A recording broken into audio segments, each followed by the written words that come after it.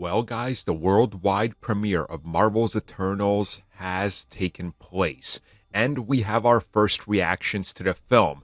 And shocking many people, they are a very mixed bag. So we are going to go over the good, the bad, the confusing, and the what? So as most of you know, the worldwide premiere of The Eternals was set for a film festival.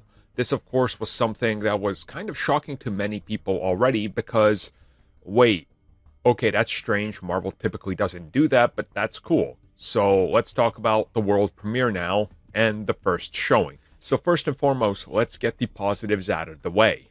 The film, visually stunning, spectacular, rich in character development and the story it brings to the MCU. It's vast. It's big. This is pretty much one common thread you see that everybody is saying. You know, it's just one of these things that highlights the characters, the humanity, the spectacle, how far-reaching this film and universe is. Now, with this comes some other people saying there is some uneven stuff in here. There is a lot of exposition because they are tackling so much in this film.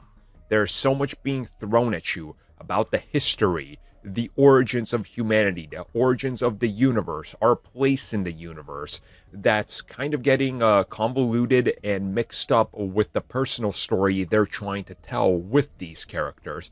And this is something where some people are saying this is great, other people are saying this is bad. So I guess it's going to be your sort of preference of how you look at, what they're presenting you and whether it clicks for you or not. What I'm seeing a lot of, though, is confusion. And this seems to be confusion that's good and bad. And I don't want to, obviously get too much into it, but people are saying that some of the twists and turns are unexpected and that there is a shift in tone in this film when they go from one thing to another, again, the cosmic side and the exposition to the characters, that almost feels like something of a whiplash effect that the film is causing you. One thing that I took note of that pretty much is unanimous is the fact that there seems to be a big lack of action.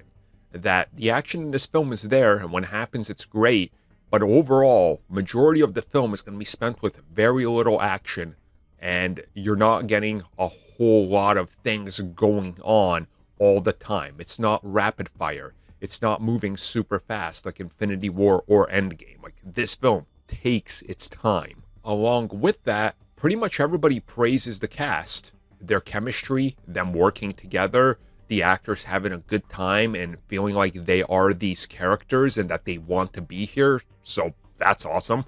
One specific reviewer that stood out to me, and again, I'm not going to call them out here, but they said they are openly and very much admittedly always bored of MCU films. They don't like them. They don't care about them. With Eternals, though, they were engaged from the beginning to the end, and it might be their favorite MCU and Marvel film. So, again, whiplash effect ahoy. And again, it always seems to be up and down like that. Some people are like, oh my god, this is exactly what I wanted, and other people are like, well, not so much. It seems to be that if you're not an MCU fan, this might offer you something completely different.